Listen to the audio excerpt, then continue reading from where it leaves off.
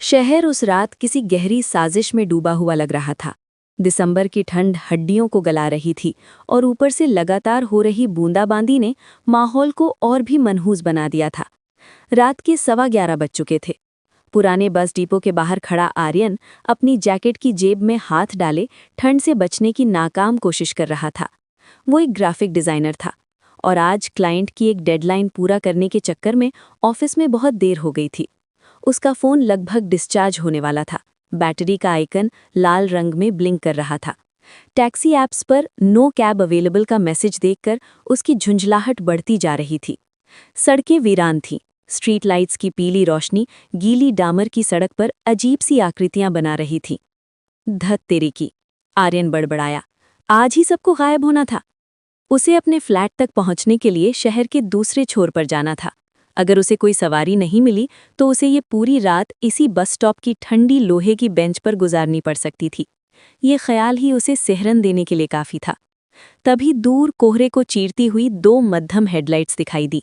एक भारी इंजन की गड़गड़ाहट सन्नाटे को तोड़ने लगी। आर्यन की आंखों में उम्मीद की चमक लौटी। ये एक बस थी। जैसे जैसे बस नजदीक आई, आर्यन को वो कुछ अजीब लगी। ये शहर में चलने वाली आधुनिक लो फ्लोर सीएनजी बस नहीं थी। ये एक पुरानी, शायद 80 या 90 के दशक की मॉडल वाली बस थी। इसका रंग कभी गहरा नीला रहा होगा, लेकिन अब जगह जगह से पेंट उखड़ चुका था और जंग के निशान किसी बीमारी की तरह फैले हुए थे। बस के ऊपर लगे डेस्टिनेशन बोर्ड पर कोई डिजिटल साइन नहीं था, बल्कि हाथ से पेंट किया हुआ एक बोर्ड लगा था जिस पर धुंधले अक्षरों में लिखा था, आखिरी बस। बस आर्यन के ठीक सामने आकर रुकी। उसके ब्रेक लगने पर एक ऐसी चीख निकली जैसे किसी धातु को बहुत दर्द हो रहा हो। हाइड्रोलिक दरवाज़ा एक झटके के साथ नहीं, बल्कि धीरे धीरे चरमराते हुए खुला। अंदर से अंधेरा झांक रहा था। आर्यन ने एक पल के लिए संकोच किया। बस का हुलिया और ये अजीब सा वक्त, सब कुछ उसे चेतावनी दे रहा था। लेकिन ठंड बढ़ती जा रही थी और घर पहुंचने की मजबूरी ने उसके डर पर काबू पा लिया। उसने गहरी सांस ली और बस की पायदान पर कदम रख दिया। बस के अंदर कदम रखते ही तापमान बाहर से भी कई डिग्री नीचे गिर गया। ऐसा लगा जैसे वो किसी चलते फिरते फ्रीजर में घुस गया हो। हवा में एक अजीब सी गंध थी। गीली मिट्टी, पुराने चमड़े और मुरझाए हुए फूलों की मिलीजुली गंध, जो किसी पुराने बंद कमरे या कब्रिस्तान की याद दिलाती थी। ड्राइवर की सीट पर एक विशालकाय आकृति बैठी थी। उसने एक पुरानी खाकी वर्दी पहन रखी थी और सिर पर एक मैली कुचैली पीक कैप थी, जिसे उसने अपनी आंखों तक नीचे खींच रखा था। उसका चेहरा अंधेरे में छिपा था। टिकट? आर्यन ने अपनी जेब से वॉलेट निकालते हुए पूछा। ड्राइवर ने बिना सिर घुमाए बस अपने दास्ताने पहने हाथ से पीछे की ओर इशारा कर दिया। उसने कोई शब्द नहीं बोला। उसकी खामोशी में एक अजीब सा भारीपन था। आर्यन ने कंधे उचकाए और आगे बढ़ गया। उसने देखा कि इतनी रात गए भी बस पूरी तरह खाली नहीं थी। लगभग 7-8 यात्री अलग अलग सीटों पर बिखरे हुए बैठे थे। बस की रोशनी बहुत कम थी। छत पर लगे पीले बल्ब रह रहकर टिमटिमा रहे थे, जिससे परछाइयां नाचती हुई महसूस होती थीं। आर्यन ने बीच की एक खिड़की वाली सीट चुनी। उसने अपने आसपास बैठे लोगों पर एक नज़र डाली। वे सब अजीब तरह से शांत थे। कोई भी फोन नहीं देख रहा था, कोई आपस में बात नहीं कर रहा था। सभी अपनी जगहों पर पत्थर की मूर्तियों की तरह स्थिर बैठे थे। उनकी नज़रें सामने शून्य में टिकी थीं। उसके बाईं ओर की सीट पर 2 कतार आगे एक बुजुर्ग महिला बैठी थी। उसने एक पुरानी शैली की बनारसी साड़ी पहन रखी थी, जिसका फैशन दशकों पहले चलन से बाहर हो चुका था। उसके बाल पूरी तरह सफ़ेद थे और जूड़े में बंधे हुए थे। वो बिल्कुल नहीं हिल रही थी, यहाँ तक कि बस के झटकों से भी नहीं। आर्यन की ठीक पीछे वाली सीट पर एक अधेड़ उम्र का आदमी बैठा था, जिसने एक ढीला ढाला भूरा सूट पहना था। उसके हाथ उसकी गोद में रखे एक पुराने चमड़े के ब्रीफकेस को कसकर पकड़े हुए थे। शायद सब दिन भर के थके हुए हैं, आर्यन ने खुद को समझाया। बस चल पड़ी। इंजन की आवाज़ किसी घायल जानवर के कराहने जैसी थी। आर्यन ने खिड़की से बाहर देखने की कोशिश की, लेकिन कांच पर जमी धुंध और बाहर के घने कोहरे के कारण कुछ भी साफ दिखाई नहीं दे रहा था। रास्ता लंबा था और खामोशी चुभने वाली थी। आर्यन का मन घबराने लगा। इस असहज शांति को तोड़ने के लिए उसने अपना फ़ोन निकाला। बैटरी सिर्फ 5% बची थी। उसने सोचा कि कोई वीडियो देखकर अपना ध्यान बटा ले। उसने यूट्यूब खोला। जैसे ही ऐप खुला, होम पेज पर सबसे ऊपर एक नोटिफिकेशन आया, जयपुर कहानी टीवी।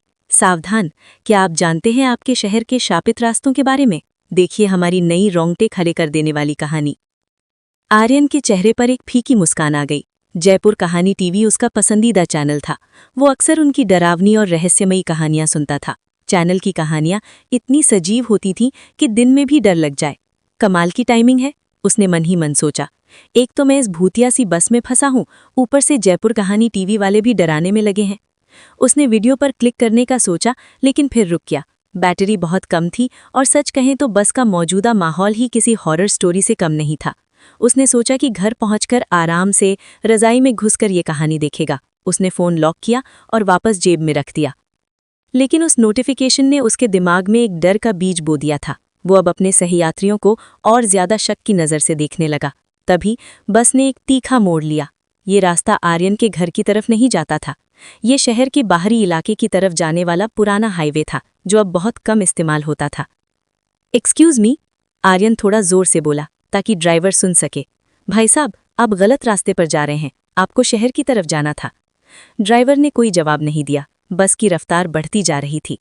आर्यन ने अपनी सीट से उठने की कोशिश की, लेकिन बस इतनी जोर से हिचकोले खा रही थी कि उसे वापस बैठना पड़ा। उसने पीछे बैठे सूट वाले आदमी की तरफ मुड़कर कहा, सुनिए, ये ड्राइवर गलत रास्ते पर जा रहा है, आप कुछ कहते क्यों नहीं? आदमी ने धीरे धीरे अपना सिर उठाया। बस की टिमटिमाती रोशनी में आर्यन ने उसका चेहरा देखा। उसका रंग कागज की तरह सफ़ेद था। उसकी आंखों में पुतलियां नहीं थीं, वे पूरी तरह सफ़ेद थीं, जैसे उबले हुए अंडे। और उसके होंठ हिले बिना एक फुसफुसाती हुई आवाज़ आर्यन के कानों तक पहुंची, जैसे हवा बात कर रही हो। हमें घर जाना है। आर्यन का खून जम गया। वो अपनी सीट से उछलकर गलियारे में आ खड़ा हुआ। उसका दिल पसलियों से बाहर आने को बेताब था। उसने चारों तरफ देखा। अब तक शांत बैठे सभी यात्री अपनी जगहों से हिलने लगे थे, लेकिन वो इंसानों की तरह नहीं हिल रहे थे। वो झटके खा रहे थे, जैसे कठपुतलियां हों। आगे बैठी वो बुजुर्ग महिला धीरे धीरे अपनी गर्दन मोड़ने लगी। उसकी गर्दन एक असंभव कोण पर पूरी 180 डिग्री पीछे मुड़ गई। उसका चेहरा झुर्रियां से भरा था और उसकी आंखें अंधेरे गड्ढों जैसी थीं, जिनमें सिर्फ कालापन था। नहीं, आर्यन के गले से सिर्फ एक घिघी बंधी आवाज निकली। वो समझ गया, ये कोई सामान्य बस नहीं थी। ये लोग, ये इंसान नहीं थे। उसने ड्राइवर की कैबिन की तरफ दौड़ लगाई। रोको, बस रोको, मुझे उतरना है, वो चिल्लाया, ड्राइवर की सीट के पीछे लगी जाली को पीटते हुए। ड्राइवर ने आखिरकार अपनी प्रतिक्रिया दी। वो धीरे धीरे अपनी सीट पर घूमा। जब उसका चेहरा रोशनी में आया तो आर्यन की चीख उसके गले में ही घुट गई। ड्राइवर का आधा चेहरा जला हुआ था। उसकी चमड़ी पिघलकर हड्डी से चिपकी हुई थी। उसकी एक आंख की जगह सिर्फ एक खाली सॉकेट था और दूसरी आंख लाल अंगारे की तरह चमक रही थी। जले हुए होठों पर एक खौफनाक मुस्कान थी। सफ़र अभी पूरा नहीं हुआ है मुसाफिर। ड्राइवर की आवाज़ ऐसी थी जैसे बजरी से भरा ट्रक चल रहा हो, गूंजती हुई, अमानवीय। बस अब पागलों की तरह दौड़ रही थी। बाहर घना जंगल था। आर्यन खिड़कियों की तरफ भागा, उन्हें खोलने की कोशिश की, लेकिन वो जाम थी। उसने कांच तोड़ने के लिए घूंसा मारा, लेकिन कांच पर खरोच तक नहीं आई। तभी उसे याद आया, कई साल पहले बचपन में उसने एक खबर सुनी थी, एक बस दुर्घटना, इसी पुराने हाईवे पर। एक बस, जो कि आखिरी बस के नाम से जानी जाती थी, एक तूफानी रात में नियंत्रण खोकर खाई में गिर गई थी। उसमें सवार सभी लोग, ड्राइवर सहित, मारे गए थे। ये घटना 1994 की थी। आर्यन की नज़र बस के फर्श पर पड़ी एक मेटल की प्लेट पर गई। उस पर निर्माण का वर्ष लिखा था, 1992। ये एक भूतिया बस थी, एक ऐसी बस जो अपनी आखिरी घातक यात्रा को बार बार दोहराने के लिए अभिशप्त थी, और आज रात वो इसका नया यात्री बन गया था। बस के अंदर का माहौल अब पूरी तरह बदल चुका था। सभी यात्री अपनी सीटों से खड़े हो गए थे। वे गलियारे में आ गए थे और धीरे धीरे आर्यन की तरफ बढ़ रहे थे। वे चल नहीं रहे थे, बल्कि जमीन से कुछ इंच ऊपर हवा में तैर रहे थे। उनकी सफ़ेद बेजान आंखें आर्यन पर टिकी थीं। हमारे साथ चलो, हमें मुक्ति चाहिए, हमें अकेले हैं। उन सबकी आवाज़ें मिलकर एक भयानक शोर पैदा कर रही थीं। वो अपना दर्द, अपना डर आर्यन के साथ बांटना चाहते थे। वो उसे अपने साथ ले जाना चाहते थे। आर्यन बस के पिछले हिस्से में कोने में दुबक गया। मुझसे दूर रहो, प्लीज। बस अचानक जोर से हिली। वे अब कच्ची सड़क पर थे। सामने बस की हेडलाइट्स की रोशनी में एक पुराना टूटा हुआ बैरियर दिखाई दिया। उसके आगे सिर्फ अंधकार था, एक गहरी खाई। ये वही जगह थी, यहीं वो हादसा हुआ था।